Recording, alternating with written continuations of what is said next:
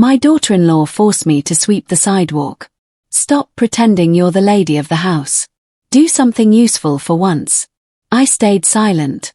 I swallowed my tears and kept sweeping. But just then, I heard an engine cut out. My son had arrived without warning. And when he saw me with the broom in my hand and my eyes full of tears, he froze. There are moments in life that break you in two. Moments where the world stops and you realize something is broken forever. For me, that moment was on an ordinary Saturday in March, under the harsh 11 o'clock morning sun with an old broom in my hands and the bitter taste of humiliation in my mouth. My name is Margaret. I am 67 years old. And the woman screaming at me as if I were her employee was my daughter-in-law. My daughter-in-law forced me to sweep the sidewalk. Stop pretending you're the lady of the house. Do something useful for once. I stayed silent. I swallowed my tears and kept sweeping. But just then, I heard an engine cut out. My son had arrived without warning. And when he saw me, with the broom in my hand and my eyes full of tears, he froze. There are moments in life that break you in two. Moments where the world stops and you realize something is broken forever. For me, that moment was on an ordinary Saturday in March, under the harsh 11 o'clock morning sun with an old broom in my hands and the bitter taste of humiliation in my mouth. Before we continue, please subscribe to the Granny's Voice channel and write in the comments what time it is where you are watching from now and what time it is there. We might give you a shout out in our next video. Today's shout out goes to Gina from Kerry NC. Thank you for being part of this great family. Now, let me tell you what happened that day. My name is Margaret. I am 67 years old. And the woman screaming at me as if I were her employee was my daughter-in-law. But before you think I'm one of those bitter mothers who complains about everything, let me tell you something. I built that house with my own two hands. Well, with my husband Robert's and mine, brick by brick, dollar by dollar, for 32 years, we worked ourselves to the bone to have a decent roof over our heads, a place where our family could grow without fear. That morning, as the bristles of the broom scraped the concrete sidewalk, I felt like every sweep was erasing a piece of me. The neighbors were watching from their windows. Mrs. Dorothy from the corner was shaking her head. Young Sophie, who always greeted me with such warmth, had tears in her eyes. And Jessica, my daughter-in-law, was standing on the porch of my own house with her arms crossed, watching me like a warden. Faster, Margaret. My friends are coming at 2, and I don't want them to see this place looking like a dump. Every word was a slap. But the worst part wasn't what she said. It was that I was letting it happen. How did I get here? How did a woman who raised a son on her own, who ran a business, who survived the death of her husband, end up sweeping her own sidewalk while her daughter-in-law treated her like a servant? The sun burned the back of my neck. Sweat ran down my back. My hands were shaking, not just from the effort, but from the contained rage, from the pain of being reduced to this. And then I heard the engine. A navy blue Ford Escape braked. I recognized that car before I saw who got out. It was David, my son, my only son. He was supposed to be in Chicago on a business trip until Monday. What was he doing here? The door opened. David got out, his briefcase in hand with that tired look he always had after traveling. But when he saw me, when his eyes met mine, everything changed. I froze, the broom still in my hands. The tears I had managed to hold back began to roll down my cheeks without permission. David looked at me. He looked at the broom. He looked at Jessica standing on the porch with that smug expression. And his face, dear God. His face transformed into something I had never seen. What is going on here? His voice was cold, controlled, dangerous. Jessica turned pale. For the first time in months, I saw fear in her eyes. David, honey, what a nice surprise. Your mom was just my mom was what? The silence that followed was deafening. Mrs. Dorothy came out of her house. She couldn't hold back anymore. Young man, your wife spoke horribly to your mother. We all saw it. She put her to work sweeping the sidewalk like she was. She couldn't finish the sentence.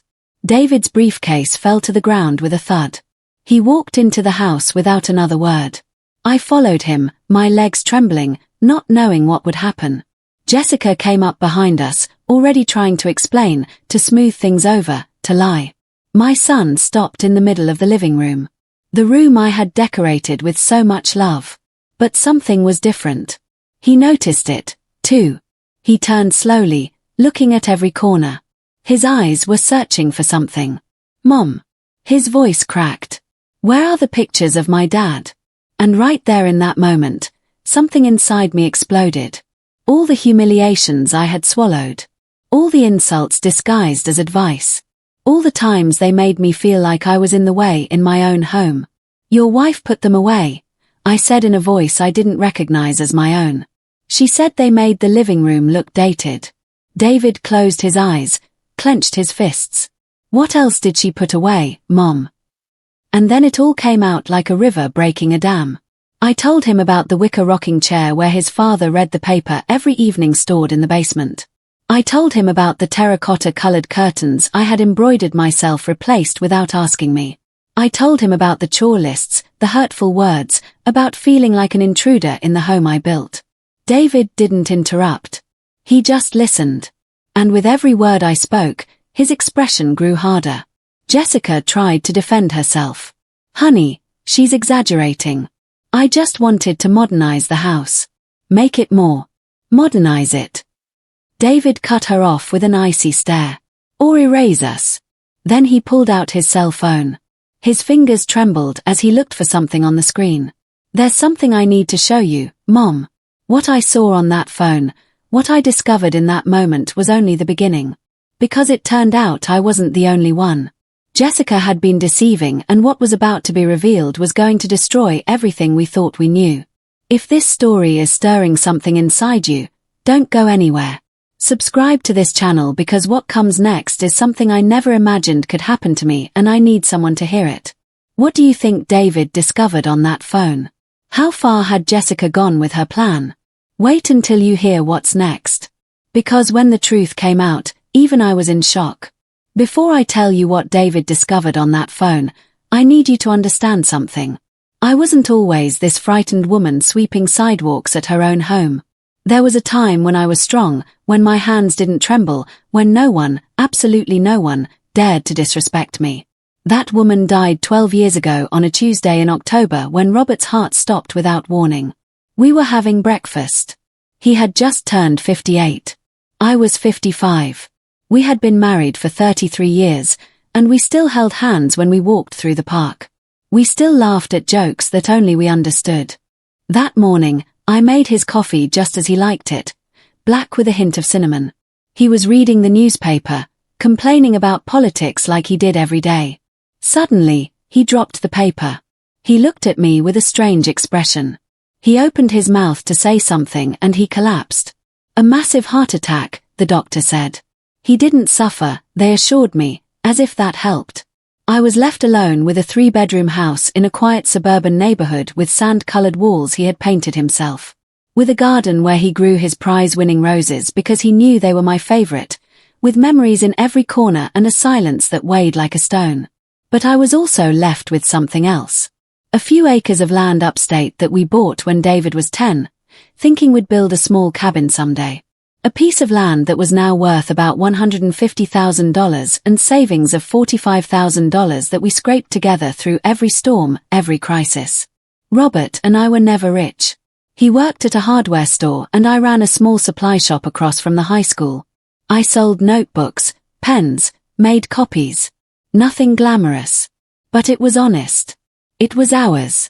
When Robert died, many thought I would fall apart, that I'd sell everything and live off my son's charity.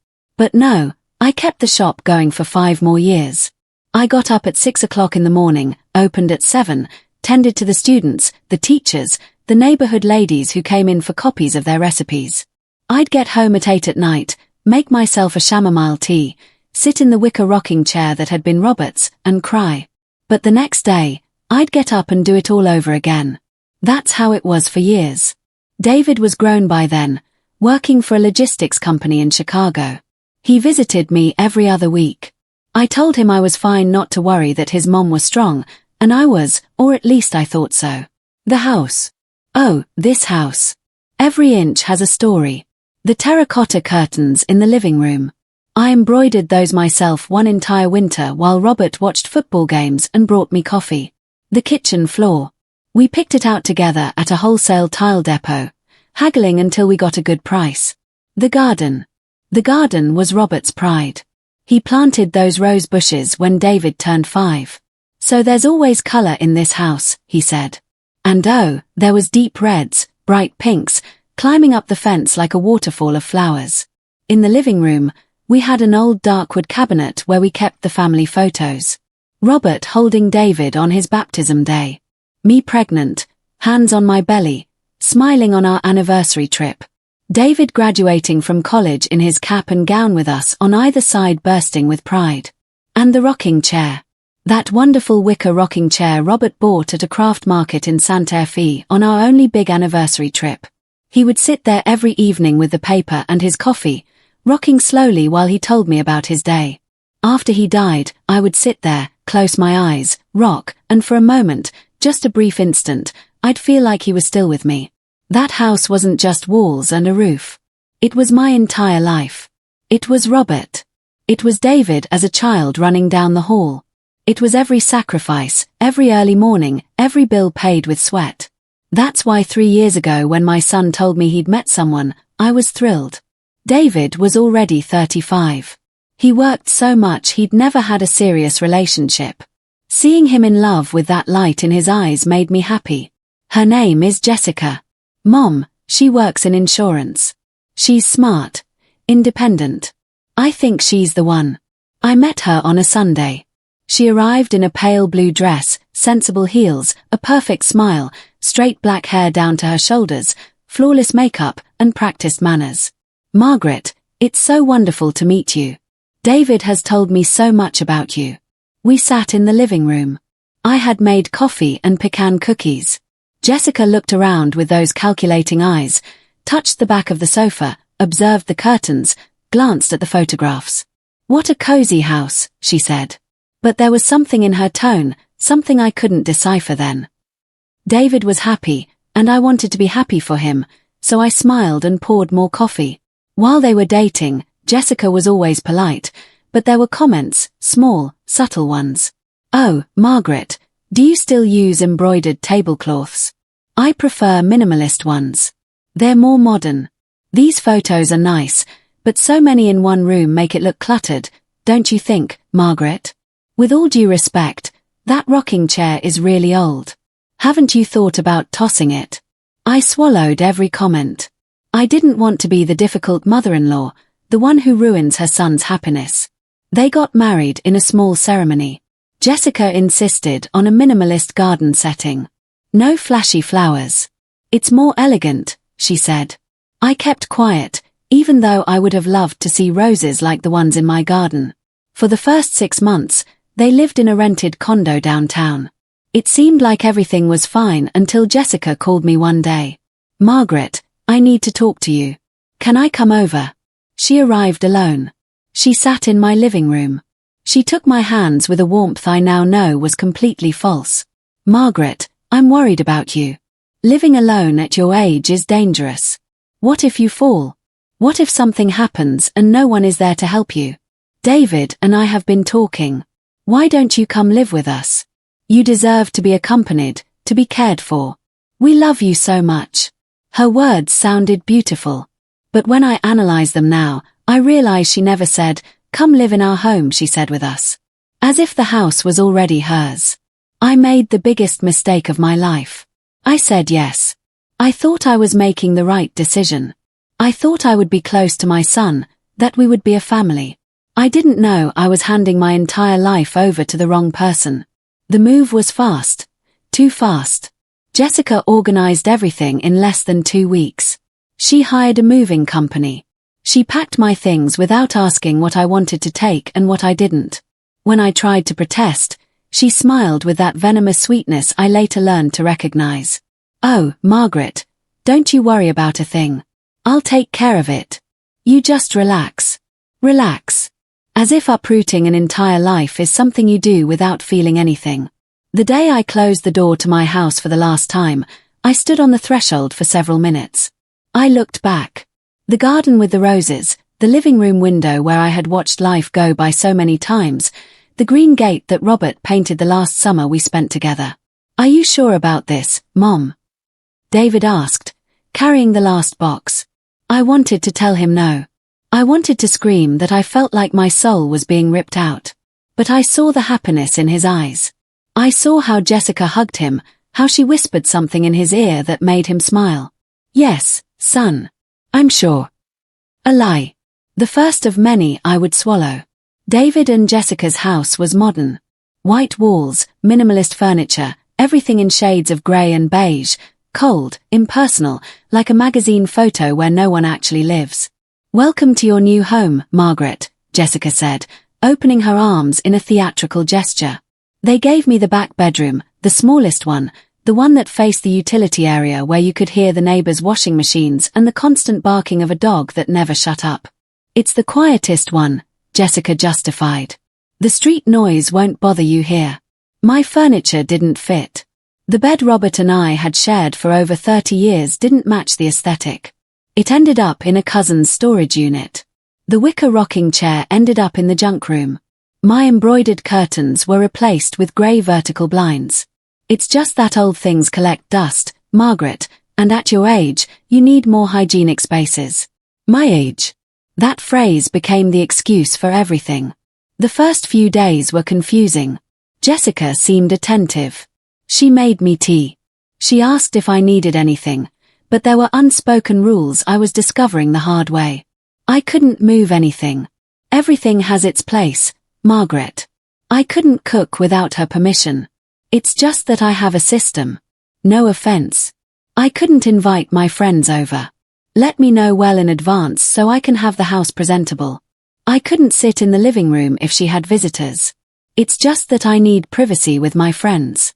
You understand. David worked all day. He left at 7 o'clock in the morning. He came back at 9 at night.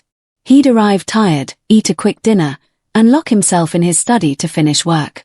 On weekends, he slept late, exhausted. I barely saw him. And when I did, Jessica was always there. The list started in the second month. I'd find them on the dining room table every morning, written in Jessica's perfect script on her work letterhead. "Good morning, Margaret. Today, we need to wash the bedding, iron David's shirts, dust the entire living room, have lunch ready by 2 p.m., water the garden plants, clean the bathrooms." At first, I thought it was a suggestion, a kind reminder. But when I didn't finish everything because my back hurt, Jessica came home from work with an expression I hadn't seen before. "Margaret, can I talk to you?" I sat down, already sensing what was coming. "Look, I understand you're used to your own pace, but things work differently here. David and I work all day. We earn the money that keeps this house running. You're here all day. Don't you think it's fair that you collaborate?" Collaborate?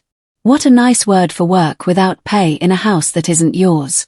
"It's just that my back was hurting, Jessica. I'm 67 years old and oh, Margaret, my mother is 70 and she doesn't stop. It's a matter of attitude." That comparison became constant. Her mother who was younger than me but more active. Her mother who cooked better. Her mother who didn't complain. I started completing the lists not because I wanted to but because the atmosphere became unbearable when I didn't. Jessica didn't yell. She didn't have to. Her silence was worse. Her sighs. Her looks of disappointment when David asked why the house was messy. Jessica's friends visited every 2 weeks. Women her age, elegant with designer bags and loud laughs. I would hide in my room when they arrived. But one day, I heard my name. "And your mother-in-law? Oh, girl, don't even get me started. She's one of those old school mothers-in-law, you know? Thinks everything should be like it was in her day." Laughter. "So, what do you do with her?" "Well, I have her here. I gave her a roof. Food. But this whole feeling like she's the owner thing. No. Good for you, girl. You have to set boundaries from the beginning." I stood frozen behind my bedroom door. My heart was pounding so hard I thought they would hear it. She gave me a roof. That night, I couldn't sleep. I sat on the edge of my narrow bed in that room that smelled like damp. And I thought about my house. My house, which was still there with the roses and the memories of Robert. What was I doing here? But then I thought of David, of not causing him problems, of not being the difficult mother-in-law who ruins marriages. So I swallowed the pain again, and I kept sweeping, washing, cooking, disappearing a little more each day. I understand now that you don't lose your place all at once. You lose it bit by bit. In every comment you let slide. In every humiliation you swallow. In every time you prioritize peace over your dignity. And by the time you want to react, it's already too late. There's a difference between being a guest and being a prisoner. It took me 6 months to understand that. It all started with small things. So small they seemed insignificant. So subtle that when I tried to explain them to David, I just sounded like I was exaggerating. One day I came back from the store and found my favorite quilt was gone. It was a hand-knitted quilt my mother gave me when I got married. A deep wine color with embroidered yellow flowers. I had treasured it for 40 years. Jessica, have you seen my quilt? Oh, Margaret, that thing was falling apart. I put it in a bag to donate. It just didn't look good anymore. You understand? We have to update. Update. As if memories were trash to be thrown out. I went looking for it. I checked every corner of the house. I never found it. When I mentioned the quilt to David, he sighed wearily. Mom, if it was already old, Jessica's right. I'll buy you a new one. Okay. He didn't understand. It wasn't about how old it was. It was about what it meant. But I stopped insisting. I was already learning that my feelings didn't weigh as much as Jessica's convenience. The photographs were next. I woke up one Sunday and the living room was different. The wooden cabinet where I had carefully placed the family portraits was empty. In its place, Jessica had hung 3 abstract paintings, grey smudges on a white background. Where are the photos? I stored them in a box, Margaret. They just made the living room look so cluttered. This artwork is more modern, don't you think? It gives the space an open feel. Open. While my entire life was disappearing into boxes. But are David's baby pictures there? The ones of his dad? The ones of Yes. Yes, they're all put away. If you want to see them, I'll put them in your room. In my room, that tiny space where a bed barely fit. That night, I waited for David to get home. I had to tell him. I had to make him see what was happening. Son, I need to talk to you. Go ahead, Mom, but make it quick. I'm dead tired. Jessica took down all the photographs in the living room. David didn't even look up from his phone. Yeah. She showed me the new paintings. They look good, right? More modern. But those are pictures of your father, David, of your childhood. Mom, they still exist. They're just not in the living room. It's not a big deal. It's not a big deal. Those 5 words became the epitaph for my complaints. Robert's rocking chair disappeared on a Thursday afternoon. I got back from taking Mrs. Dorothy to the doctor and it was gone from the porch where I had placed it. And the rocker that I sent it to be reupholstered. Margaret, it was awful. All the paint peeling. They'll bring it back in 2 weeks. Good as new. 2 weeks passed, then 4, then 2 months. Jessica, has the rocking chair arrived yet? Oh, I forgot to ask the upholsterer. I'll do it later. She never did, and I never saw that rocker again. Years later, I learned she had sold it at a flea market for $50. The rocker where Robert sat every evening. The only piece of him I had left, $50. But at that moment, I still didn't know how far she was capable of going. The changes sped up. Jessica redecorated the entire house in less than 3 months. The peach-colored walls were painted light gray. The floral curtains I had hung were replaced by white roller blinds. The embroidered cushions vanished. The landscape paintings David and I bought on a trip to New England were replaced with black and white photos of European buildings. The house became unrecognizable, cold, empty, like a dentist's office. And I became invisible. When Jessica's friends visited, she would parade them through the house, showing off every change. I did this. It was horrible before. You can't imagine. So outdated. But you see, with good taste, you can transform any space. I would listen from the kitchen, washing the dishes they dirtied, making the coffee they drank, cleaning the crumbs they left. One of her friends came into the kitchen for more sugar. "Oh, and who are you?" I froze. They had been in the house for 2 hours and didn't even know I existed. I'm David's mother." "Oh, it's so great to have help around the house, isn't it?" "Help." She mistook me for the housekeeper. And Jessica, who heard from the living room, didn't correct her. The chore lists grew. They weren't just household tasks anymore. Now they included specific schedules. 7 a.m. prepare breakfast. 8 a.m. do laundry. 10 a.m. mop the entire house. 12 p.m. go to the supermarket. Grocery list attached. 2 p.m. lunch ready. 4 p.m. ironing. 6 p.m. prepare dinner. 8 p.m. wash dishes. My entire day programmed. No room for me. No time to breathe. When I dared to say I needed a day to go to the doctor because my knees hurt, Jessica sighed dramatically.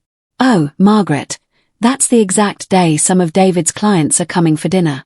I need the house to be spotless and for you to make your famous pot roast. Can you go to the doctor another day?" It wasn't a question.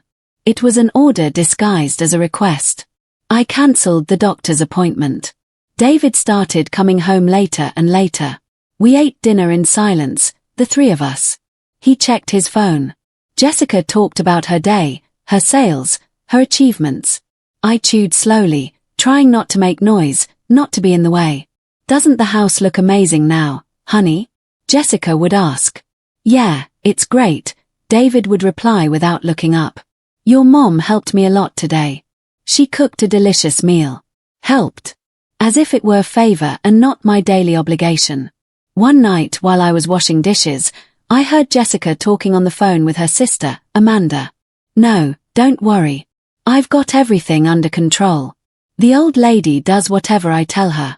It was a bit of a struggle at first. You know how they are.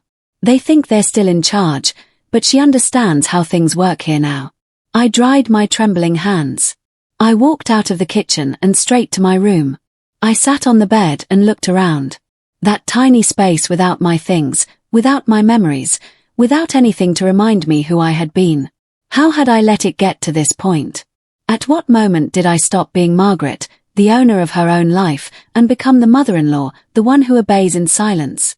I went to bed that night with a weight on my chest. I didn't know the worst was yet to come. That what I had lived through so far was just the prologue. Because Jessica didn't just want to control my day-to-day. She wanted to erase me completely. They say emotional abuse is like boiling water. The temperature rises slowly, degree by degree, until by the time you realize it, you're already burned. The day I stopped being a person and became a piece of furniture was a Tuesday in November. Jessica organized a dinner party for her work colleagues. 8 elegant perfumed women with impeccable nails and practiced laughs. I spent the entire day cooking. Lasagna from scratch, a huge salad, garlic bread, and a cheesecake because Jessica insisted the store-bought ones taste like plastic. I got up at 6 o'clock in the morning. At 7 o'clock at night, when the guests started to arrive, I was still in the kitchen. My hands smelled like garlic. My back ached. My feet were swollen inside my old shoes. "Margaret, when you serve, be discreet. And please put on a clean apron. The one you have on is stained." I served the dinner like a ghost. I'd go in, leave the plates, go out. The women didn't even look at me. They talked about sales, commissions, trips to Cancun they were planning. Jessica shined. She was the perfect hostess. She smiled, joked, filled wine glasses. "Jessica, your house is beautiful. And this food. Chef's kiss. Thanks, girls. You know how much I love to cook." Oh, I froze behind the kitchen door. She loves to cook. I had spent 11 hours in that kitchen. My hands were red from washing. My blouse smelled like fried oil and she was taking the credit as if it were nothing. When they finished dinner, one of her friends got up to use the restroom and passed by the kitchen. She saw me washing the mountain of dirty dishes. "Hey, what do you charge per event?" It took me a second to understand what she was asking. "I'm sorry. What do you charge?" "I'm looking for someone for a baby shower." "You cook really well." "I don't. I'm David's mother." Her expression changed. Discomfort. Second-hand embarrassment. "Oh, I'm sorry. It's just I thought," she didn't finish the sentence. She hurried back to the living room. I stood there, my hands submerged in soapy water, wondering at what point I had become so insignificant that people confused me with the hired help. There was nothing wrong with working in a home. My Aunt Rose had been a housekeeper her whole life and was the most dignified woman I knew. The problem wasn't the work. The problem was the invisibility.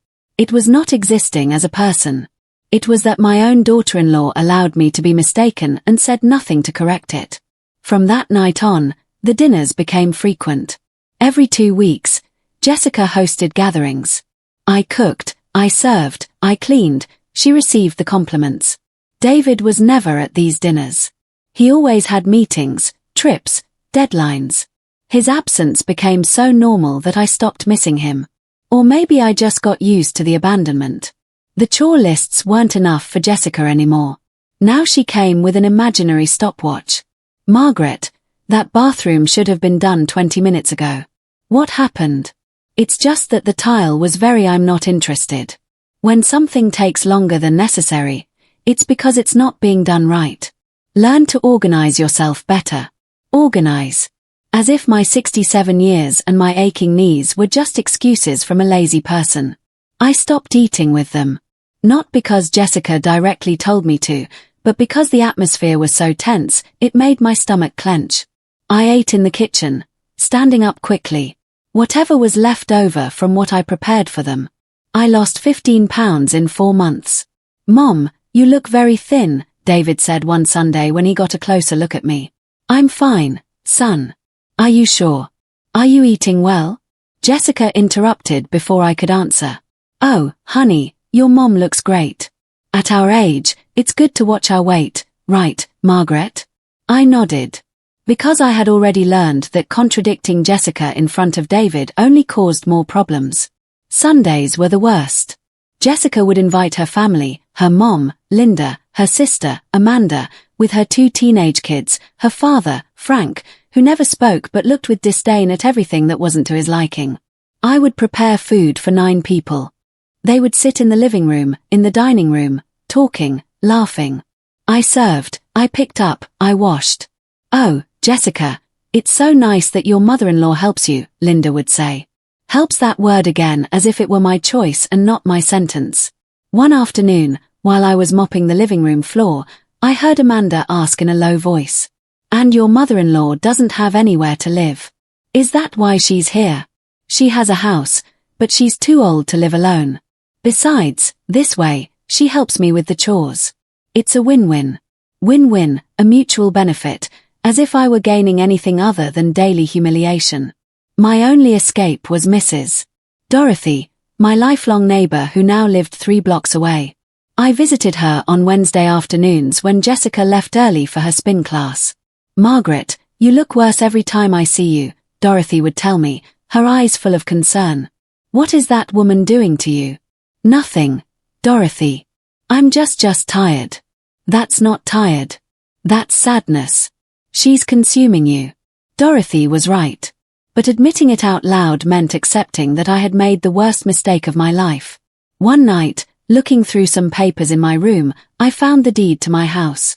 The house that was still mine, the one I had left, locked up, waiting for me. I ran my fingers over the document, over my name written there. Margaret Collins. When had I stopped being that woman? When had I allowed myself to be reduced to the mother-in-law, the old lady, the help? I put the document away.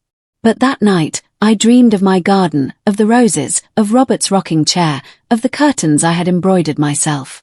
I dreamed of freedom and I woke up in that tiny cell they now called my room. Things got worse when Jessica decided she needed to remodel the master bathroom. A $6,000 expense. "It's an investment in the house," she explained to David. "It adds value, the house, as if it were theirs, as if I didn't exist." David agreed without hesitation. He always agreed to everything Jessica proposed. But I, in my stupidity, made a mistake. "David, don't you think that's a lot of money? Maybe we could." "Mom, Jessica knows about these things. She works. She understands investments. The look Jessica shot me was one of pure triumph. Message received. I didn't have an opinion. I didn't make decisions. I didn't matter. Weeks passed, then months. I was aging faster than normal. The mirror showed me a woman I didn't recognize. Sunken eyes, dull skin, slumped shoulders. Where was the Margaret who built a business? The one who raised a son alone. The one who survived losing the love of her life. That woman was dead. Or so I thought. Until that Saturday in March, that cursed Saturday that changed everything. The day Jessica handed me a broom and told me to clean the sidewalk. And dear God, I obeyed. Sometimes you don't realize you're at the bottom of a well until you look up and see no light. And then you have two choices. Stay there or start climbing, even if it makes your hands bleed. It was Saturday, March 22nd, 11 o'clock in the morning. The sun was beating down on the city. One of those days where the heat melts you from the inside and the air smells like dry earth. I was in the yard watering the plants. Jessica had insisted I plant red geraniums instead of the roses I wanted. They're easier to maintain, she said. But the geraniums looked sad, as if they knew they didn't belong. I was focused on watering when I heard the door fly open. Margaret. Jessica's shriek made me drop the hose. Water started flooding the grass. She came out with her arms crossed, scowling, dressed in neon pink athletic wear and brand new white sneakers. She had just gotten back from her spin class. Did you see the disaster on the sidewalk? I looked up. Sure enough, there were dry leaves piled up in front of the house. The wind from the night before had blown them from the neighbor's oak tree. Yes, I'll clean them up in a minute. In a minute. It's 11 o'clock. The neighbors are going to think we're pigs. That we don't take care of our things. Oh, always that damned word. Jessica, let me finish watering and all. No, now she went into the house and came back with the old broom. She threw it at me, literally tossed it in my direction. The handle hit me in the arm. Stop acting like you're the lady of the house. She stood in front of me, taller, younger, more powerful. Do something useful for once. The words pierced me like knives. Useful. As if everything I had done for months didn't count. As if my entire life of work meant nothing. I felt tears burning my eyes, but I wasn't going to give her the satisfaction of seeing me cry. I took the broom. I went out to the street and started sweeping. The sun burned the back of my neck. I hadn't put on a hat. I hadn't put on sunscreen. The white blouse I was wearing was sticking to my back with sweat. Sweep after sweep, the leaves gathered in a pile. My hands were shaking. Not from exhaustion, from pure contained rage. From humiliation. Jessica stood on the porch watching me, arms crossed like a prison guard. Faster. My friends are coming at 2, and I don't want them to see this place looking like a dump. Mrs. Dorothy came out of her house. She was 3 houses down, but she saw me. She froze. I knew that look. It was pity mixed with indignation. Sophie, the young woman who lived on the corner, was walking by with her baby in a stroller. She slowed down when she saw me. Her eyes widened with surprise, with sadness. "Good morning, Mrs. Margaret," she murmured. I couldn't answer her. If I opened my mouth, I would break. Mr. Thompson, the neighbor across the street, was watering his lawn. He turned off the water. He looked at me. He looked at Jessica. He shook his head and went inside. Everyone saw me. Everyone knew. And I kept sweeping. The tears started to fall. Silent. Hot. I couldn't stop them. They slid down my cheeks, fell onto the concrete, mixed with the dust. 67 years old. A whole life of working, raising a child, surviving, building. And there I was, sweeping the sidewalk of my own house while my daughter-in-law supervised me like I was her servant. Every sweep was a piece of dignity that flew away with the dry leaves. That's it. Much better, Jessica said with satisfaction. Then I felt it. A familiar sound that made me lift my head. An engine stopping. My heart stopped, too. It was David's navy blue Ford Escape. No, it couldn't be. He was in Chicago at a logistics conference. He wasn't coming back until Monday. He had told me on Thursday night before he left, but there was his car parking right in front of the house. The world moved in slow motion. The door opened. David got out with his brown leather briefcase. He was wearing a wrinkled white shirt, his tie loosened, dark circles under his eyes, the face of someone who had been driving all night. His eyes found me, and I saw something shatter in his expression. I was there, his mother, with a broom in her hands, tears streaming down my face, my hair messy and loose, my clothes soaked in sweat, sweeping the sidewalk under the harsh sun while his wife watched me from the porch. David dropped his briefcase. It hit the pavement with a dull thud. What is going on here? His voice was different. I didn't recognize it. It was cold, dangerous, controlled, but about to explode. Jessica turned pale. For the first time in months, I saw real fear in her eyes.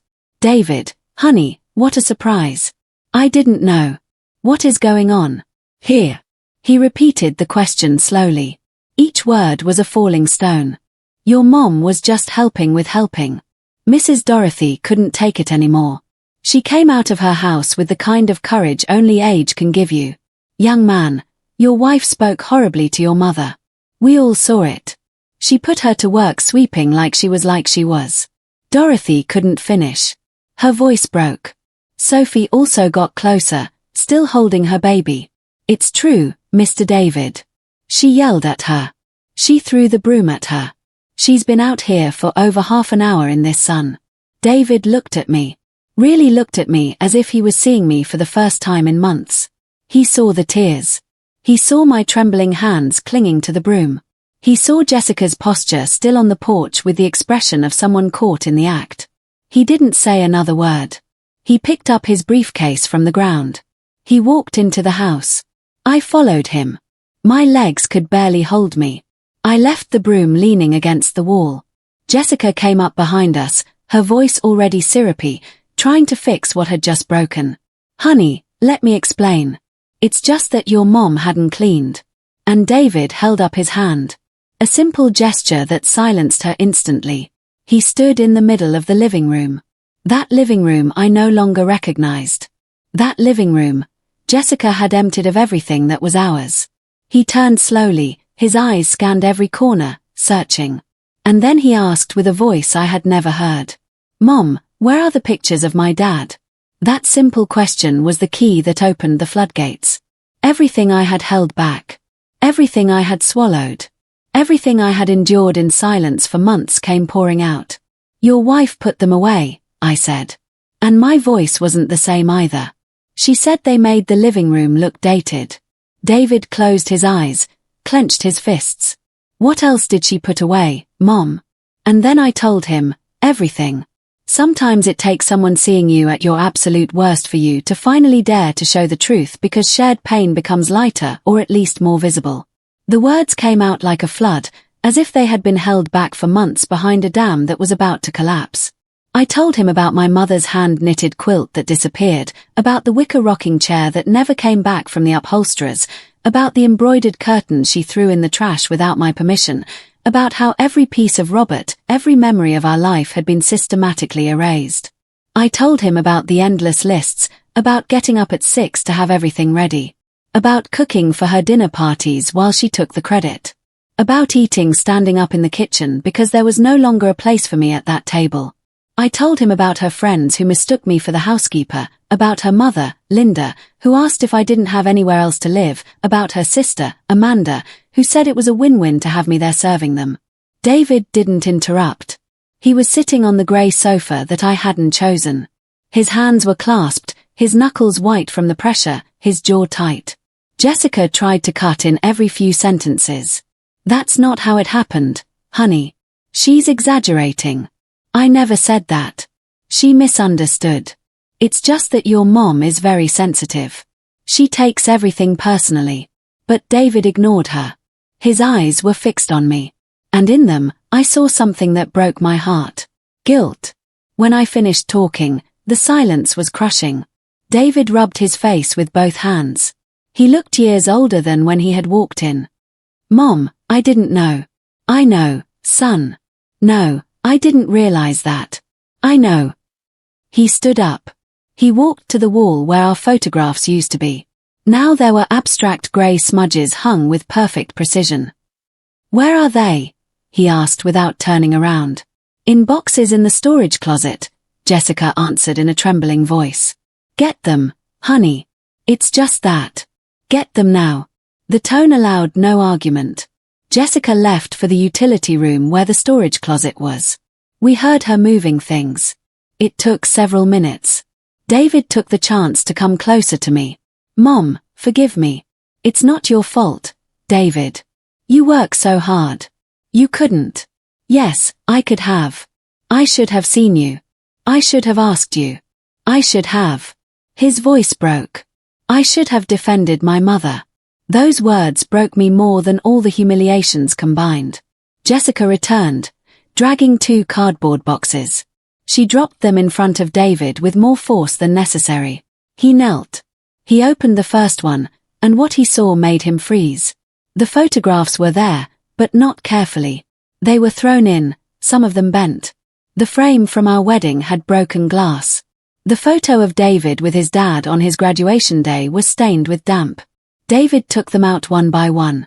His hands were shaking. "These are my memories," he murmured. "My childhood, my dad, my family. They just took up so much space, honey, and they didn't match what, Jessica, your grey smudge paintings, your minimalist aesthetic that erased my entire history." It was the first time he had spoken to her like that. Jessica recoiled as if he had hit her. David kept pulling things from the boxes. He found an olive green shawl that had belonged to Robert's grandmother. He found a set of ceramic mugs we were given at our wedding. He found the rooster-shaped wall clock his dad bought in Santa Fe. "Were you going to throw all this away?" "No, I just needed space for what?" "To put what?" Jessica didn't answer. David closed his eyes. He took a deep breath. When he opened them, he had made a decision. He pulled out his cell phone. "Mom, there's something I need to show you. Something I found out 2 weeks ago." My legs started to shake again. The tone of his voice scared me. "What is it, son?" "Sit down, please." I sat on the sofa. David sat next to me. Jessica remained standing, pale as a sheet. A month ago, I started getting anonymous messages. He opened his photo gallery. He showed me screenshots, messages from an unknown number and photographs. Many photographs. Jessica having lunch with a man at a fancy downtown restaurant. Jessica laughing, holding his hand. Jessica kissing him in a parking garage. Jessica going into a hotel with him. I felt the floor move beneath me. At first, I thought someone was trying to hurt us. David continued in a mechanical voice. That they were edited photos taken out of context. I deleted them. I didn't want to believe it. "David, I can explain." Jessica started. "Shut up." I had never heard him speak like that. With such cold contempt. A week ago, my accountant called me. Mr. Henderson, the family lawyer. "Do you remember him, Mom?" I nodded. Mr. Henderson had handled Robert's will. He was an honest, trustworthy man. He told me Jessica had come to his office with some documents. She wanted to add her name to the deed of your house. The world stopped. "What?" "She brought forged papers. With your signature, Mom." "Forged?" Mr. Henderson noticed because he's known your signature for years. He handled your will, the house papers. When Dad died, he knew immediately it was fake. I looked at Jessica. She was against the wall. "Literally, that's not true. He's lying." Mr. Henderson showed me the documents. "I have them right here." David opened his briefcase. He took out a manila folder. Inside were copies of deeds, IDs, signatures, my signature. Faked, poorly done, but similar enough to fool someone who didn't know it well. "You were going to steal my house." The words came out of my mouth in a disbelieving whisper. Jessica didn't answer. Her eyes were looking for an escape that didn't exist. "There's more," David said. His jaw was trembling with rage. "I checked the bank accounts. Yours, Mom? The ones you've managed since Dad died. My accounts. But I don't. I know you gave Jessica access so she could help you with the utility payments when you moved in here. It was true.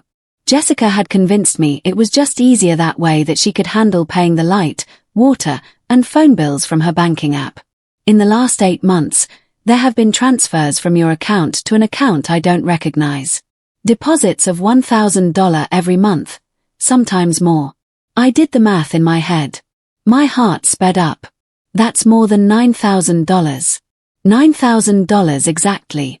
Plus another $12,000 in a large transfer in December. She told you it was for a safe investment, right? I remembered that day. Jessica so excited, explaining an investment fund that paid 8% monthly returns. It sounded too good to be true, but she insisted. It's what I do with my money, Margaret. Trust me, she told me it was safe. That account is in the name of Jessica Warren and Marcus Bennett. The name hit me like a slap. Who is Marcus Bennett? David showed me the photos on his phone again. The man Jessica was with, the man kissing her, the man she went into hotels with. His Marcus, her boyfriend. Probably since before we were even married. The silence that followed was deafening. I looked at Jessica. I was looking for denial, shock, anything to indicate David was wrong. But what I saw was defeat. And then something in me changed. The sadness turned into fury. Pure, burning, righteous fury. All of this, all of what you did to me was to rob me. Jessica lifted her chin. A final pathetic attempt at false dignity. You don't need all that money. You don't have anyone else. I don't have anyone. I stood up. I don't have anyone. My voice echoed in that empty room. In that house, she had turned into a mausoleum. I have my son. I have my house. I have my dignity. Or at least I did before you stripped it away from me. Piece by piece. David put a hand on my shoulder. Mom, easy. Breathe. But I couldn't be calm. Months of accumulated rage were exploding like a volcano. Do you know what hurts the most, Jessica? It's not the money. It's not the house. It's that you used my son. You manipulated him. You blinded him. And you almost destroyed the only thing I had left. David stepped between us. Mom, I need you to trust me. Can you do that? I looked him in the eye. My son, my only son. I have always trusted you. Then let me fix this. But my way. Okay. I nodded, even though I didn't understand what he was planning. David turned to Jessica. You have 1 hour to pack your personal belongings. The essentials. I'll send the rest later, but you are leaving today. Now. What, David? This is my house. No, this was never your house. And as of this moment, this is no longer your marriage. They say the truth hurts. But you know what hurts more? The years you lost believing in lies. Jessica stood frozen as if David's words couldn't be real. You can't. You can't just throw me out like this. I'm your wife. You're a liar, a thief, and an adulteress. What part of that qualifies as a wife? David took out his phone again. He dialed a number, put it on speaker. Someone answered on the second ring. Mr. David. Good afternoon. It was the voice of Mr. Henderson, the lawyer. Mr. Henderson, I'm here with my mother and with Jessica. Can you confirm what you told me on Tuesday? There was a pause. We heard papers shuffling on the other side. Of course. On February 26th, Miss Jessica Warren presented herself at my office with documents to execute a property transfer. She wanted to add her name to the deed of the property located at 347 Magnolia Drive, owned by Mrs. Margaret Collins. Mrs. Collins's signature on the documents was clearly a forgery. I have retained copies as evidence and have filed a report with the proper authorities. The attempted real estate fraud is documented. Jessica's face went from white to green. That's a lie. I have video from my office's security cameras. Mr. Henderson interrupted firmly. You arrived alone with the documents already prepared. I explained that I needed Mrs. Collins to be physically present, and you insisted she had given you permission and was too ill to come out. When I asked for a doctor's note, you left abruptly. David hung up. He looked at Jessica with an expression I had never seen. Pure contempt. Anything to say? Jessica clenched her fists. There was nothing left of the sweet, polite woman I met 3 years ago. Her true face was emerging like a snake shedding its skin. Fine. You want the truth. Here it is. She crossed her arms, chin high, defiant. Your mom doesn't need that house. She's old, alone. What does she want a 3-bedroom property for? Marcus and I could have used it. We could have done something productive with it. Marcus and you, I repeated. My voice was trembling. Yes, Marcus, my real partner, the man I love. Not like this. She pointed at David with disdain. This boring workaholic who only talks about logistics and numbers. David didn't even blink. But I saw his hands clench into fists. Since when? He asked in a controlled voice. Does it matter? Since before we were married. If you must know, Marcus and I have been together for 5 years, but he doesn't have money. You do. Or, well, your family does. She gestured at me. That house in Willow Creek is easily worth $500,000. The land upstate, another $150. The savings, the investments. We're talking about almost $700,000. All for an old woman who doesn't even have other kids. Who's she going to leave it to? The cat. Every word was a dagger. But strangely, they didn't hurt me anymore because I finally saw with perfect clarity who this woman was. So, this was all for money, I said. It wasn't a question. Obviously, why else would I marry someone like David? For love. Please. Love doesn't pay the bills. It doesn't buy you the car you want. It doesn't take you to Miami 3 times a year. David was still motionless, but something dark crossed his gaze. The $21,000 you transferred from my mom's account. Where are they? Jessica smiled. A cruel smile that chilled my blood. In a joint account with Marcus. We were going to use it for a down payment on a condo in Miami. But your little busybody lawyer friend ruined everything. And the money for the bathroom remodel, the $6,000, we used that, too. Well, $4,000. The other 2 actually went to the bathroom. I'm not that bad. She said it with venomous sarcasm. I didn't recognize this person. How had I lived under the same roof with her for months without seeing what she really was? David took a deep breath. He pulled another document from his briefcase. You signed a prenup when we got married, remember? For the first time, I saw real fear in Jessica's eyes. That's not valid. My lawyer said your lawyer was wrong. The agreement states that in the event of proven infidelity or financial fraud, you are entitled to no community property. 0. Nothing. You can't prove infidelity with a few pictures. Pictures. Jessica, I have videos. WhatsApp messages that Mr. Henderson recovered from your phone when you left it in his office. Complete conversations with Marcus where you talk about the plan. Where you laugh about my mother, where you plan to sell the properties.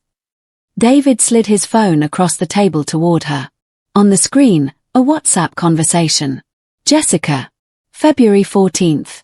10:23 p.m. It's almost done, baby. The old lady already signed the bank papers. She doesn't read anything she signs. Marcus. February 14th. 10:25 p.m. And the son.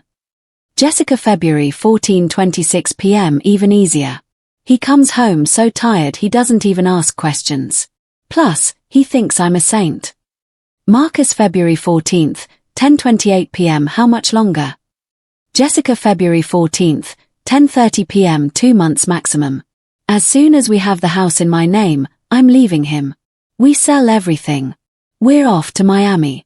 With $700,000, we can live like royalty. I felt sick, literally.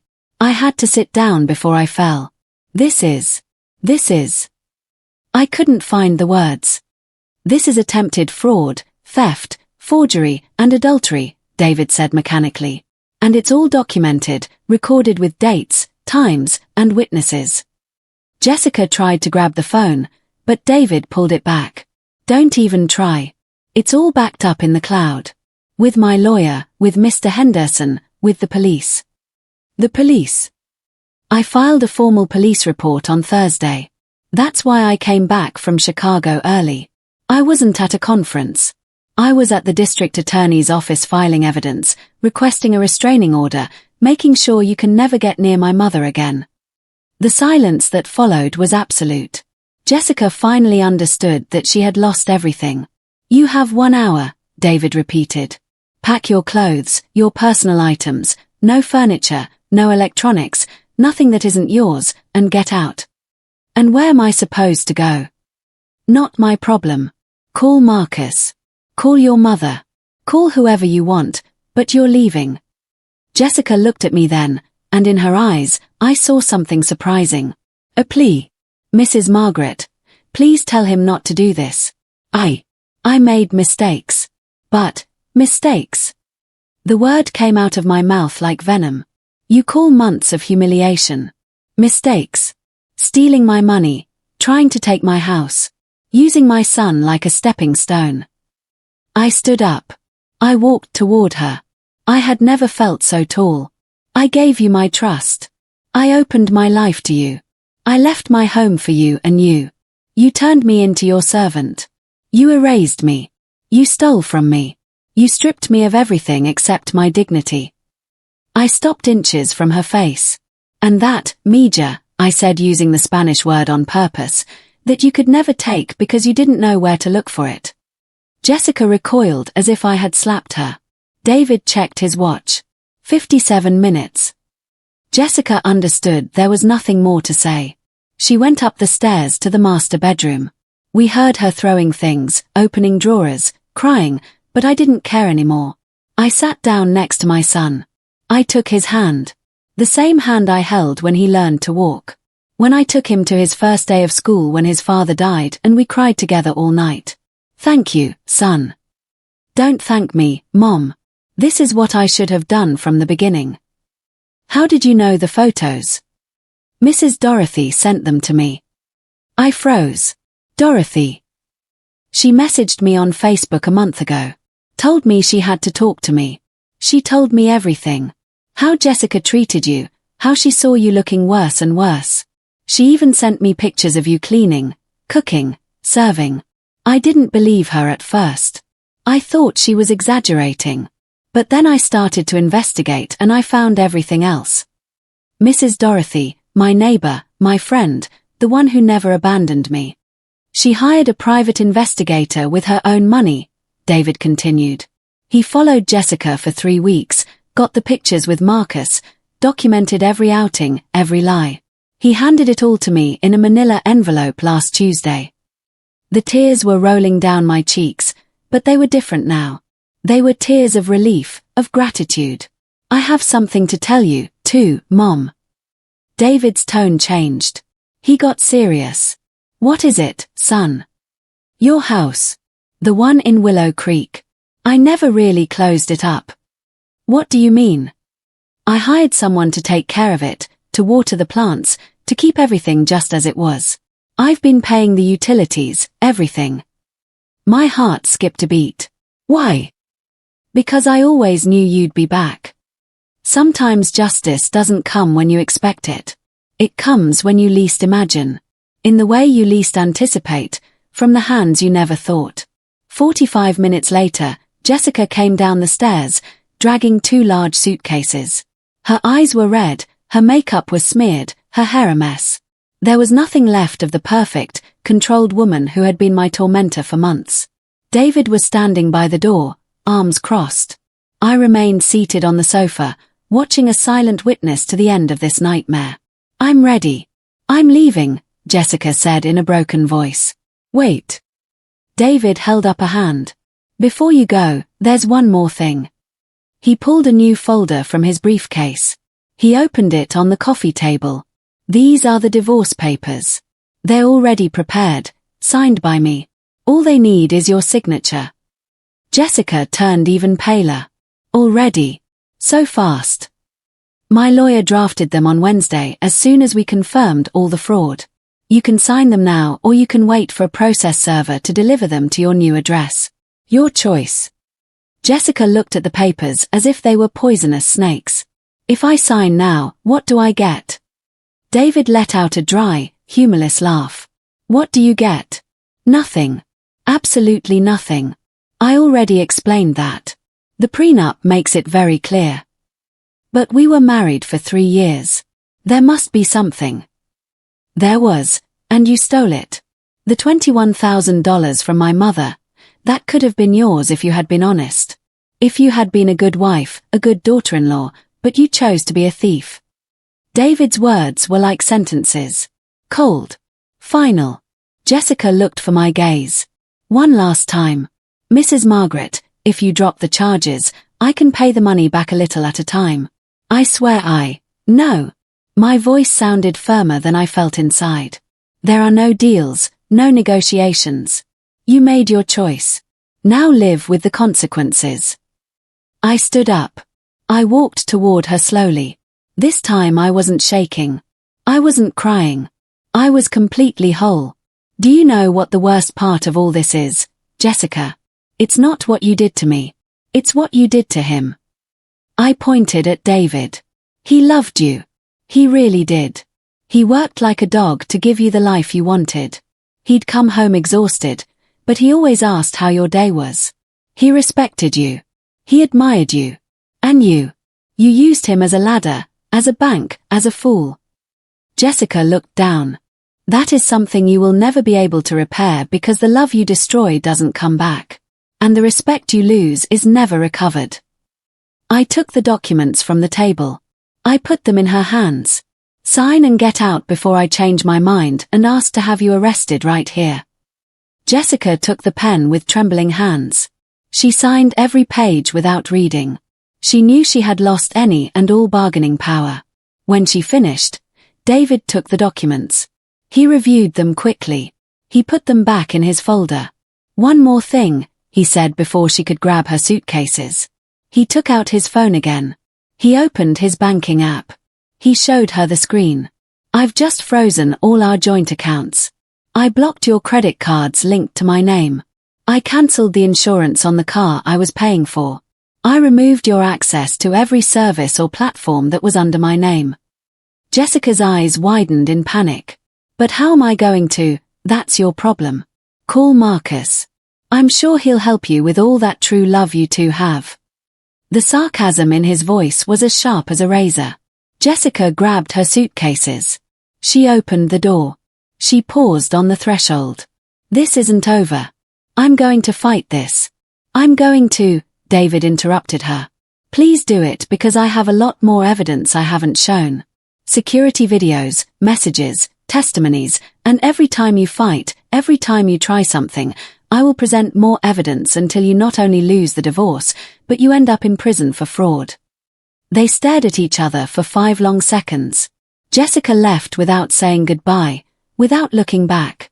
We heard her footsteps fading down the sidewalk, the sound of the suitcases rolling on the pavement, the sound of a car starting, and then silence. David closed the door. He leaned against it. He closed his eyes.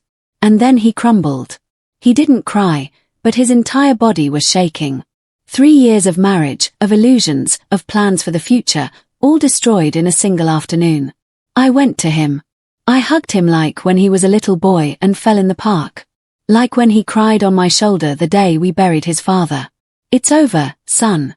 It's over. How did I not see it, Mom? How was I so blind? Because you loved and love trusts. It's not your fault. We stayed like that for several minutes. Mother and son, survivors of the same storm. When he finally pulled away, his eyes were red. But his expression was different, determined. Mom, I need to talk to you. Tell me. Your house in Willow Creek is ready. You can go back whenever you want today if you like. But he paused. But first, we need to do something. Something I should have done from the beginning. What is it? Protect you for real legally. So that no one can ever do to you what Jessica did. He pulled more documents from his briefcase. This man had come prepared for war. We're going to secure your properties. We're going to create a trust. We're going to make sure your money is protected. And we're going to make sure you get back every single dollar she stole. I looked at the papers. The letters were blurry from the tears welling up in my eyes again. And how are we going to get that money back? David smiled. It was the first real smile I had seen from him in months. That, Mom, is where the story gets interesting. He sat down next to me. He opened his laptop. Because it turns out that Marcus Bennett isn't just some guy. And what I found out about him is going to make Jessica wish she'd never met him. Justice isn't always fast. But when it arrives prepared, when it comes with evidence, when it comes with the truth, it is relentless. David turned the laptop toward me. On the screen was a photograph of Marcus Bennett. 38 years old according to the document. Black hair slicked back, a salesman's smile, a navy blue suit. Marcus Bennett, David began, sells luxury cars. Or at least that's what his Facebook profile says. And what's so special about him? That it's a lie. It's all a lie. David opened another tab, an official document from the DA's office. Marcus has a record. Fraud in 2019. Scammed 3 elderly women in Texas. Promised them real estate investments. Got between $15,000 and $30,000 from each of them. Disappeared with the money. A chill ran down my spine. He served 2 years in prison. Got out in 2022. And ever since he's been running the same scheme, only more sophisticated. More sophisticated how? He doesn't work alone now. He uses women as bait. Attractive women who marry or get involved with men who have elderly mothers with property. The woman gains the family's trust, identifies the assets, and together they execute the fraud. The horror of what I was hearing left me speechless. Jessica isn't the first one, Mom. She's the fourth. The fourth? David nodded. I found 3 other women. Same pattern. They get married, live with the family for months, get access to bank accounts and documents, attempt transfers or forgeries, and when they're discovered, they disappear. Marcus always stays in the shadows. Did the others file charges? One did. The other 2 were ashamed. They didn't want their families to know they'd been scammed. That's what Marcus counts on. The fear, the shame, the silence. David closed the laptop. But we are not going to stay silent. What are you going to do? I already did it. I contacted the other victims. I shared all the evidence I have. They agreed to testify. With 4 documented cases, the DA's office has enough for a serious investigation. I leaned back on the sofa. My mind was barely processing it all. But there's more, David continued. The account where they deposited your money. We traced it and it has $60,000 in it. I sat up straight. What? But she only stole $21,000 from me. Exactly. The rest is from the other victims. Marcus and Jessica were pooling their money for their big escape. The condo in Miami. The life of luxury. All financed with stolen money. Can we get it back? We already are.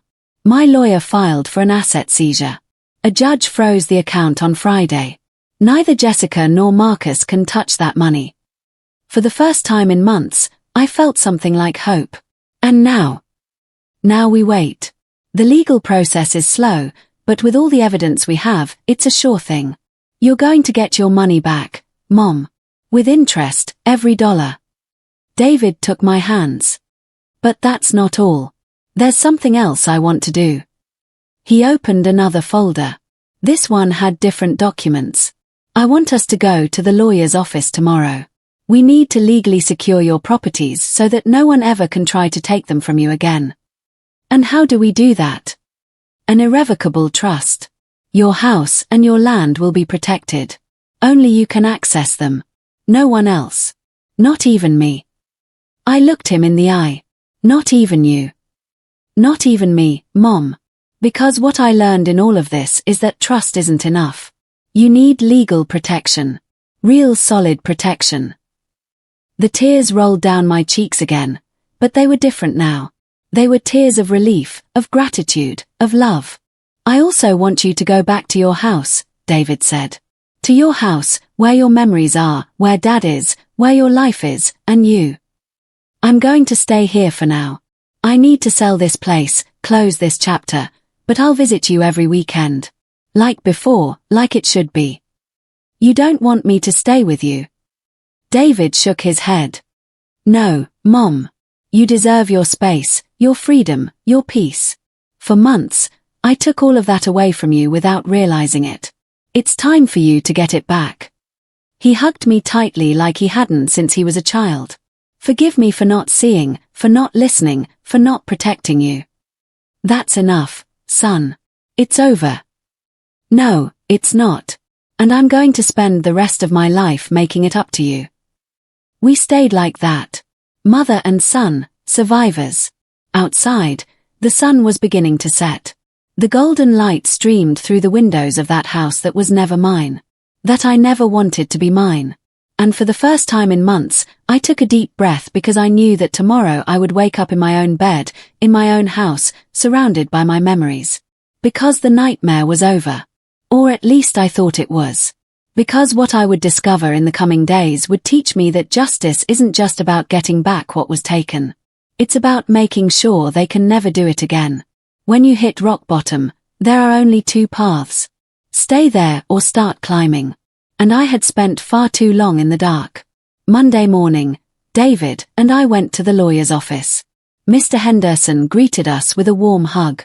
He was a man in his 60s with an impeccable grey suit and an honest gaze. He had been Robert's friend for over 20 years. Margaret, I'm so glad to see you looking well, he said with genuine warmth. Thanks to you, Mr. Henderson. David told me everything. I only did what was right. That woman tried to commit a crime right in front of me. I couldn't stay silent. We sat in his office. Mr. Henderson spread several documents across the mahogany desk. These are the papers for the trust.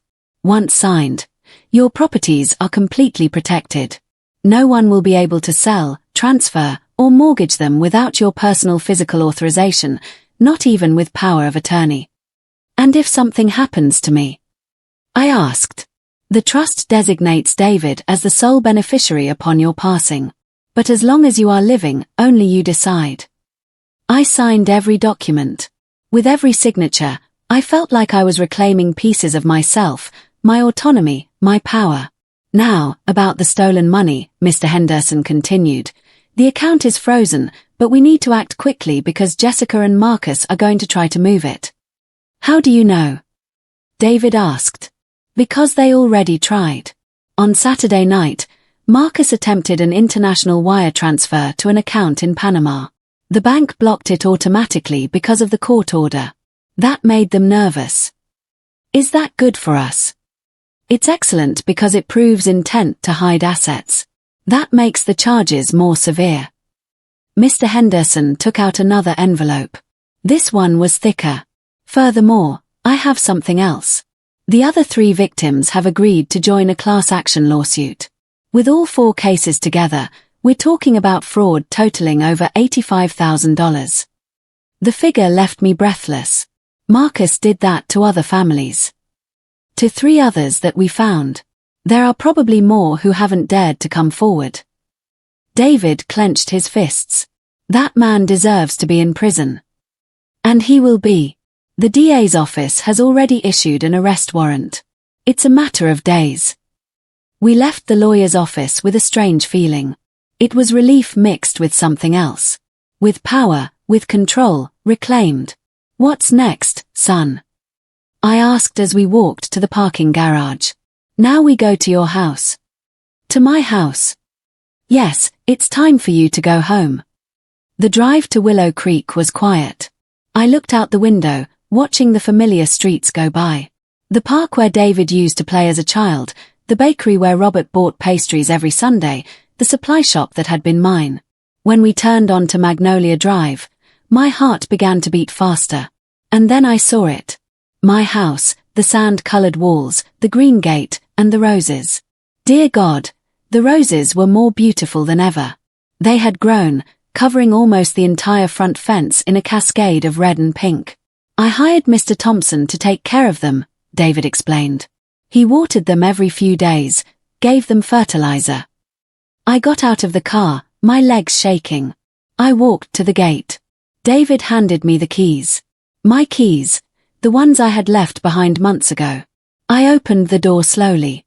The smell hit me first. Of home, of memories. I went inside. Everything was exactly as I had left it. The furniture in its place, the terracotta-colored curtains hanging, the photographs on the wall, and there on the porch by the garden was the wicker rocking chair. How? I couldn't finish the question. I found it, David said. Jessica sold it at a flea market. I paid the man who bought it $200. I told him it was my dad's. He understood. I walked toward the rocking chair. I ran my fingers over the woven wicker. I sat down and I rocked just as Robert used to do every evening. The tears rolled down my cheeks, but I didn't stop them. "Welcome home, Mom," David whispered. We spent the rest of the day dusting, opening windows, letting the fresh air in.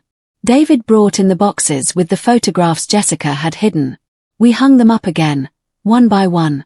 Robert at our wedding. David as a baby. Our family complete. At sunset, David made coffee. We sat on the porch watching the roses sway in the breeze. "Mom, there's something I haven't told you." His tone alerted me. "What is it?" "Jessica called me today. 3 times. What did she want?" "To apologize. To beg me to drop the charges. She says Marcus manipulated her. That she's a victim, too." "Do you believe her?" David shook his head slowly. "I don't know. Maybe it's true. Maybe Marcus did manipulate her, but that doesn't erase what she did to you. What she did to us." "What did you tell her?" "That it was too late. That the wheels of justice are already in motion." I rocked in silence, digesting it all. "Do you think I did the right thing?" David asked in a small voice. I looked at him. My son, my only son, the good man I had raised. "Yes, because this isn't about revenge. It's about justice. It's about her understanding that actions have consequences." David nodded. "Tomorrow we have a meeting at the DA's office. They're going to file the formal charges. Will you? Do you want me to go?" "I need you to go. I need you to see how this ends." "Then I'll go." That night, I slept in my own bed, in my own house, surrounded by my things. And for the first time in months, I rested. Justice doesn't always come in the way you expect. But when it comes with truth, with evidence, and with witnesses, it is inevitable. The district attorney's office was a grey, imposing building. David and I arrived at 9 in the morning on Tuesday. In the waiting room, the other 3 victims were already there. A woman in her 70s, thin with white hair in a bun. Her name was Patricia. Another about 65, heavy-set with thick glasses. Her name was Rosa. And the third, Carmen, 72, with a cane and a firm gaze. We recognized each other immediately, not from having met, but because we shared the same wound. "You too?" Patricia asked when I sat next to her. "Me, too." "They stole $18,000 from me," Rosa said in a trembling voice. "My life savings for my granddaughter's college fund." $25,000 from me, Patricia added. "It was for my hip surgery. Now I can't walk right." Carmen tapped the floor with her cane. $20,000 from me. My husband's life insurance. The only thing he left me when he died. Every story was a dagger. Every number represented destroyed dreams, ignored needs, betrayed trust. "And you?" Carmen asked me. $21,000, my savings. What my husband and I saved over 30 years. We sat in silence. 4 elderly women, 4 deceived families, over $80,000 stolen. The door opened. A young prosecutor came out holding folders. Mrs. Margaret Collins, Mrs. Patricia Fernandez, Mrs. Rosa Martinez, and Mrs. Carmen Delgado. We all nodded. "I'm Assistant District Attorney Chen, handling your case. Please come in." We entered a conference room. There was a long table with plastic chairs. In the corner, a video camera was recording. "First of all, I want to thank you for coming. I know this isn't easy," the prosecutor began. "We have sufficient evidence to prosecute both Marcus Bennett and the 4 women involved, including Jessica Warren." "Jessica too?" I asked, surprised.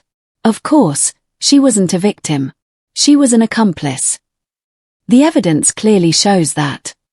The prosecutor laid out documents, photographs, printouts of messages. Marcus and Jessica met 6 years ago at a sales seminar. They have worked together on at least 7 cases since then. You 4 are the ones we could document, but we believe there are more.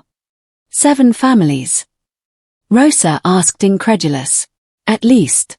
Marcus has a method. He identifies middle-class professional men, preferably with widowed mothers who own property.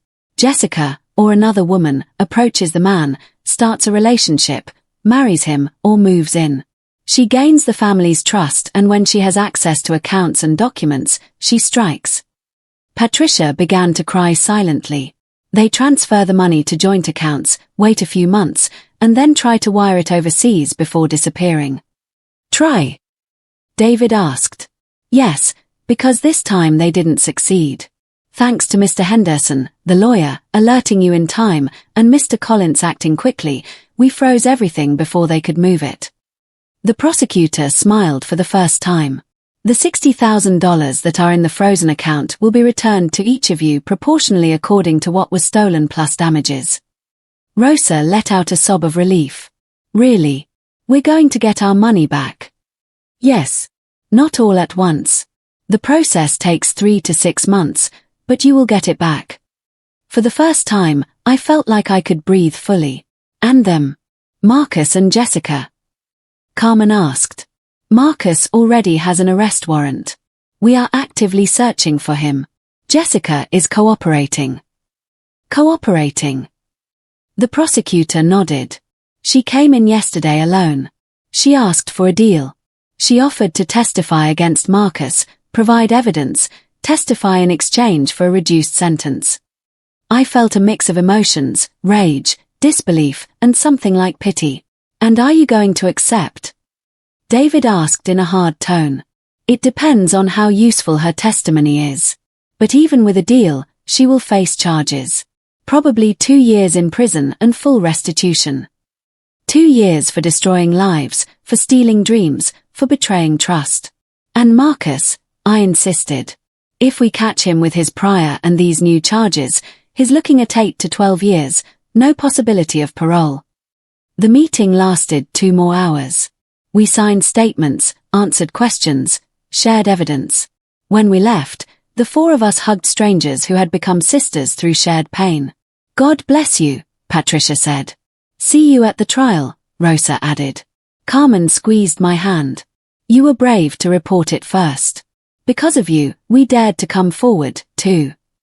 Those words broke me and healed me at the same time. In the parking lot, David hugged me tightly.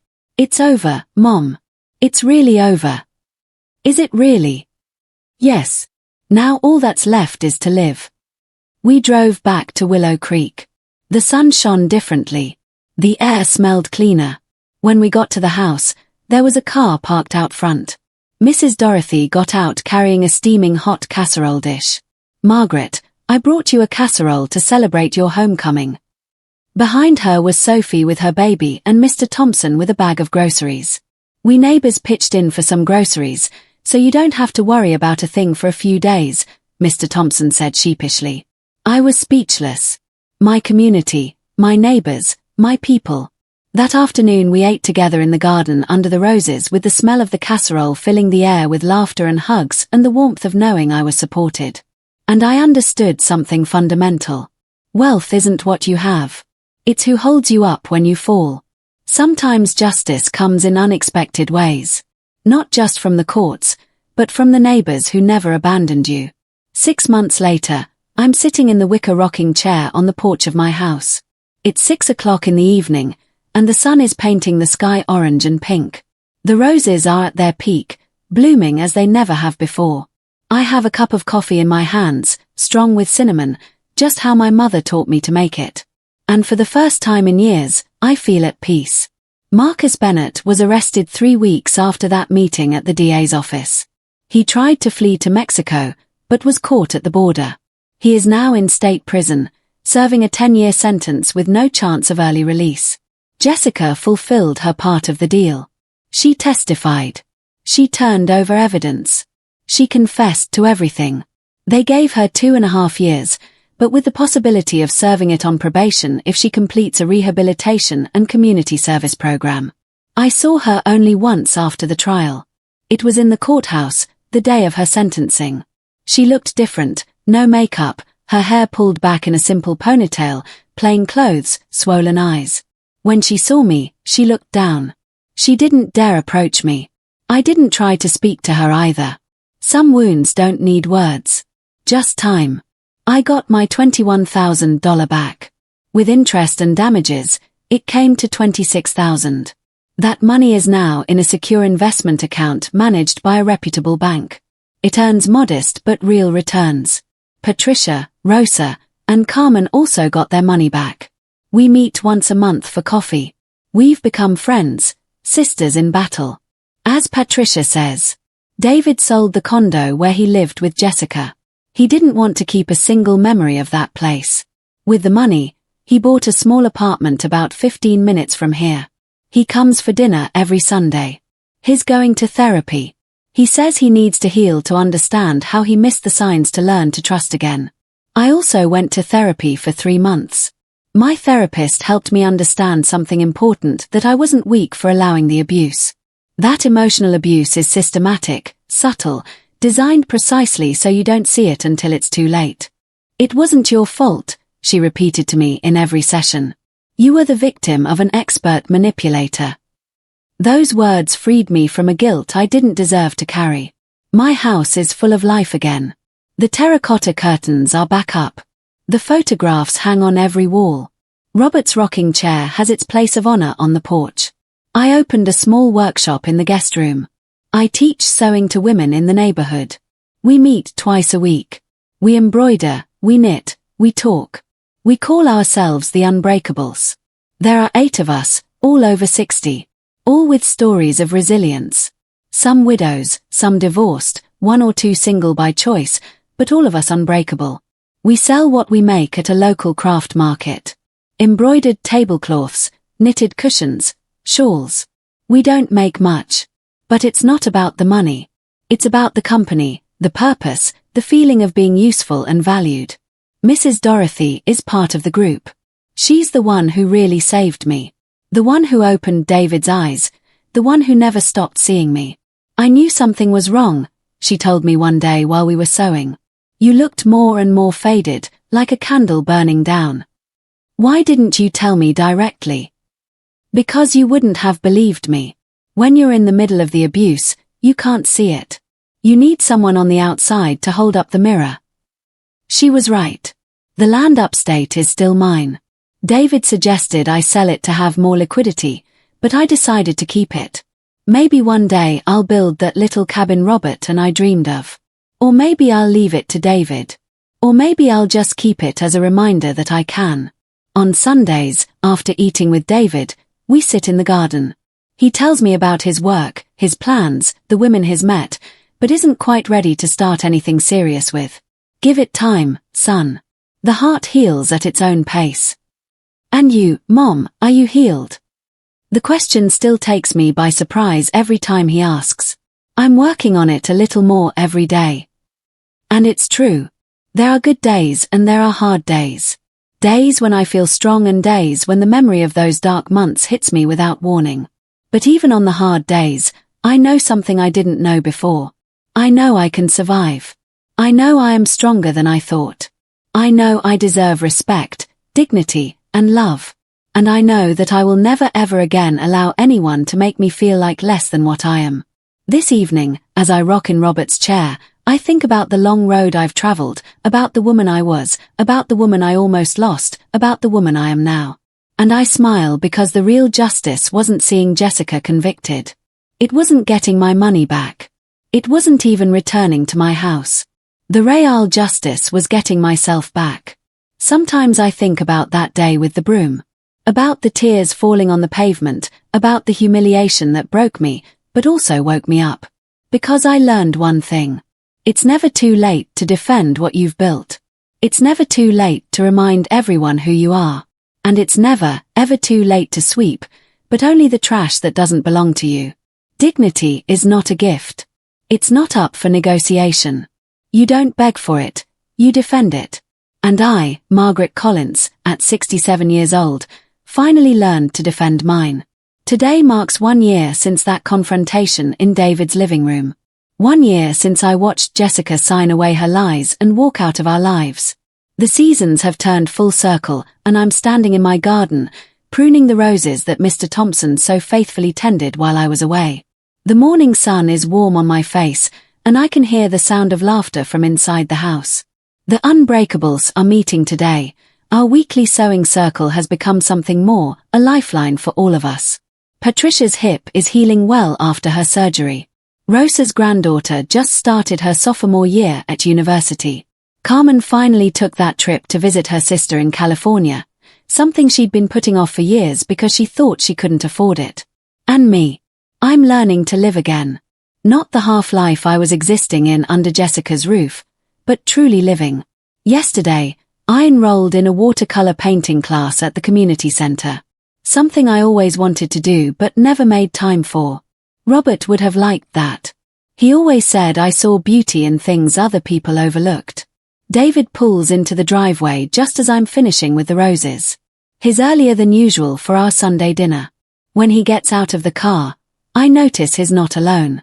There's a woman with him, petite, with kind eyes and a gentle smile. She's carrying a pie. "Mom," David says, and there's something different in his voice. Something lighter. "This is Emily. Emily, this is my mother, Margaret." Emily extends her hand, and when I take it, her grip is firm but warm. "Mrs. Collins, David has told me so much about you. I hope you don't mind me crashing your Sunday dinner. I made apple pie.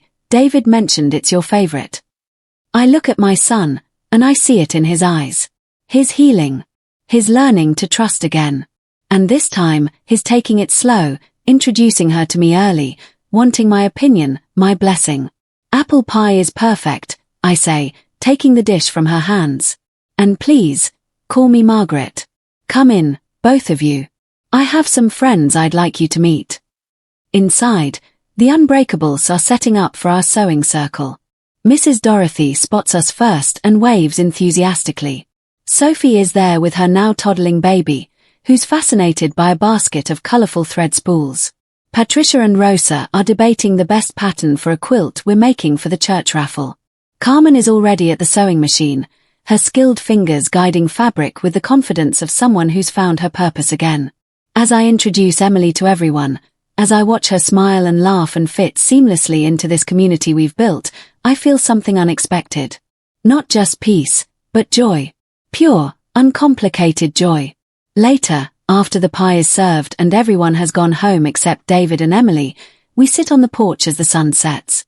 Emily excuses herself to take a phone call, leaving David and me alone for a moment. "She's wonderful, son," I tell him. "She is," he agrees. "She's a teacher. 2nd grade. She loves her job, loves kids, and Mom." He pauses, choosing his words carefully. "She knows everything. About Jessica, about what happened to you, all of it. I didn't want to start something new with secrets." I reach over and squeeze his hand. "That's good. That's very good. She wants to meet you properly, spend time with you. Not because she has to, but because she wants to. She said any man who fought so hard for his mother is someone worth knowing." The tears come, but they're the good kind. The healing kind. "Do you think you'll ever fully trust again?" David asks quietly. I consider his question, watching the roses sway in the evening breeze. I think trust isn't about being naive or blind. It's about being wise enough to see the red flags, brave enough to walk away when something's wrong, and open enough to let the right people in. I trust myself now, David. And that's where it has to start. Emily returns and settles into the chair next to David, and I watch how naturally his hand finds hers. How she leans into him just slightly. How they look at each other with something that's building slowly, carefully, with intention. "Margaret," Emily says, "David told me about your sewing classes. I'd love to learn if you'd be willing to teach me. My grandmother used to sew, and I always regretted not learning from her before she passed." I'd be honored, I say, and I mean it.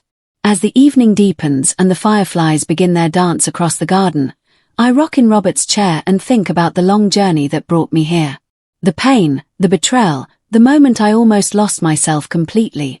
But also the strength I discovered, the community that held me up, the son who fought for me, and the future that's unfolding in ways I never expected. Justice came, yes. Jessica served her time, and Marcus is locked away where he can't hurt anyone else for years to come. I got my money back, my house, my dignity. But the real victory wasn't in any courtroom or bank statement. The real victory was learning that at 67, 68 now, life isn't over. That you can rebuild. That you can heal. That you can open your heart again, carefully, wisely, but genuinely. My phone buzzes with a text. It's from the group chat the four of us victims, survivors, created. Patricia has sent a photo of herself at a dance class. Rosa shares a picture of her granddaughter's latest achievement. Carmen posts an image of the California sunset from her sister's porch. And I smile, because we all got our lives back. Different than before, marked by what we endured, but ours again. I type my own message. Sitting on my porch, roses in bloom, my son and his new friend here for dinner. Life is good. The responses come quickly. Heart emojis. Prayers. Celebration. These women who were strangers a year ago are now some of my closest friends, bound by survival and the determination to thrive. As darkness settles and David lights the porch lanterns, I think about all the women who might be reading this story, living their own versions of it. The ones who feel invisible in their own homes, who are being slowly erased, who think they have no way out.